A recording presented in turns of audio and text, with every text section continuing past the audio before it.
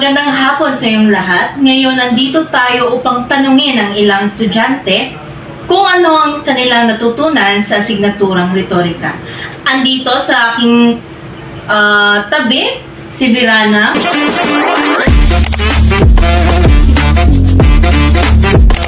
Kibol, at si Labrado. So, magandang hapon sa inyong tatlo. Magandang hapon naman. Okay, ngayon, tatanungin ko yun ng ilang katanungan lang naman kung ano ang inyong natutunan. Habang kumakain kami, magtatanong ako sa bawat isa. Unahin natin si Jansen. Ano yung natutunan mo sa asignaturang retorika? Ang natutunan ko sa asignatura ng retorika ay kung paano natin gamitin ang salita ng nang napahaba at nang napaiksi. May minsan kasi na nagkamali ako ng paggamit ng nang napahaba at nang napaiksi. Imbis na gamitin ko yung nang napaiksi, ang nagamit ko kasi yung nang napataas. Napahaba. Ay napahaba. Kaya yung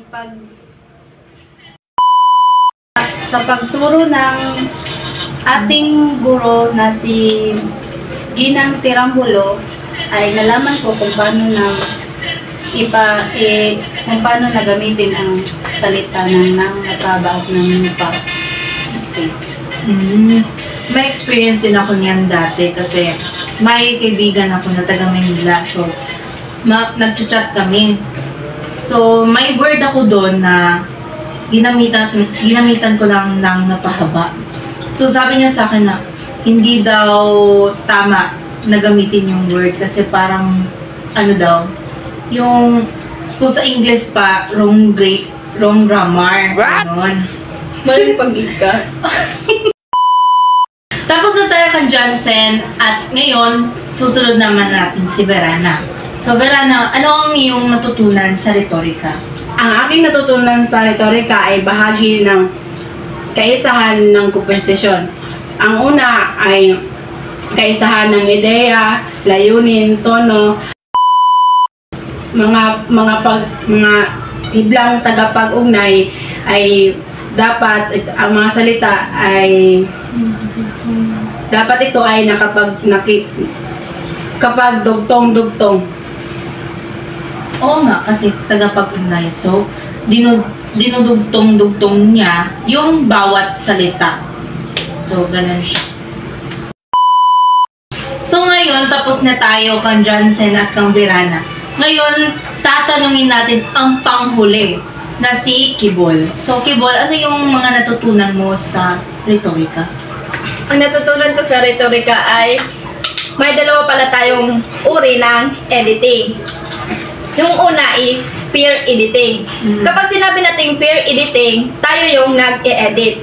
Tapos ang pangalawa naman is yung professional editing. Kapag sinabi naman natin professional editing, yung guro natin yung mag-e-edit. So ngayon, magpapasalamat ako sa ating mga magagandang dilag na nasa aking tabi. Miss Labrado, Miss Kibol at Miss Virana. Maraming salamat at sa pagsagot ng aking mga katanungan.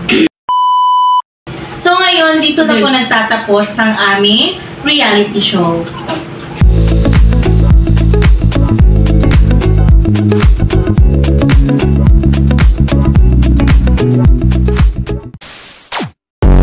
Okay, Virana, ano ang iyong natutunan sa retorika? Ang aking natutunan sa retorika, dapat parehas yung tono sa kung siyama. English pa, wrong grammar, ganon. Maling pag-ika. Ay! Dapat ka nang magandang lahat sa inyo.